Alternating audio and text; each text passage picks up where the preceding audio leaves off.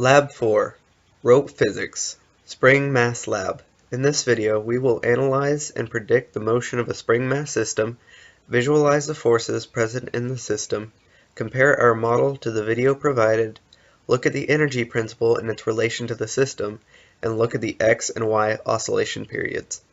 We will use Tracker to visualize the motion that was provided in the video. The start time of the video is 0 seconds and the final time is 9.3 seconds. The spring mass system has a relaxed length of 0.7 meters. The origin of the coordinate system is the fixed point to which the spring is attached. The positive X direction is toward the right and the positive Y direction is up. Here is the video provided.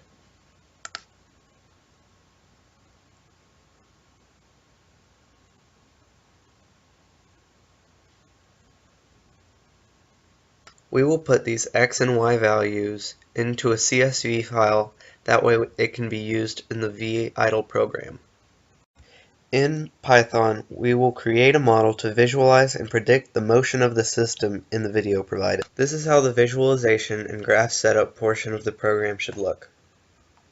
For the initial conditions, I input that the ball's mass was equal to 0.402 kilograms. The initial position of the ball was at negative 0.112, negative 0.632, and 0, and the ball's velocity was 0, and the time at which the video started was 0. In this section, I input that delta t, the change in time or time step, is equal to about 1 over 210. G, the gravitational constant, equals 9.8. The rest of this part is used to find the force of the spring on the ball, with LO equaling the relaxed length and L being the position that the ball is in currently. This section, and this section are used by the program to calculate the kinetic energy, the gravitational potential energy, and the spring potential energy. This section of the loop is used to calculate the individual forces and the net force on the ball. They are also used to update the ball's position. These sections are all used to display either the graph or the visualization. This section is used to display the change in kinetic energy, the change in potential spring energy, the change in potential gravitational energy, and the change in E, the total energy, also as a function of time. This section is used to display all of the forces by representation of arrows. This visualizes the data we input from Tracker.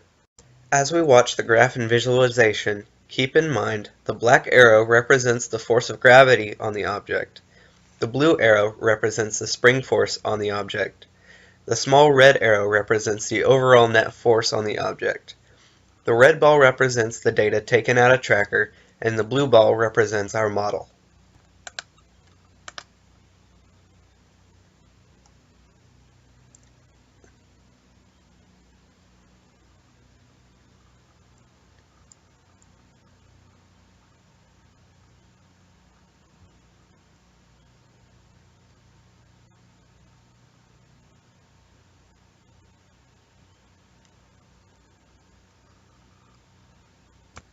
If we look at the graph, we see that the energy principle applies because, since no outside forces are acting upon the object, delta E, the change in energy, should be equal to 0, and as we see here, it is. In the X and Y values of the system, we see that both of them have an oscillation. The oscillation for X has a period of about 1.6 seconds. The oscillation period for Y is about 1.5 seconds.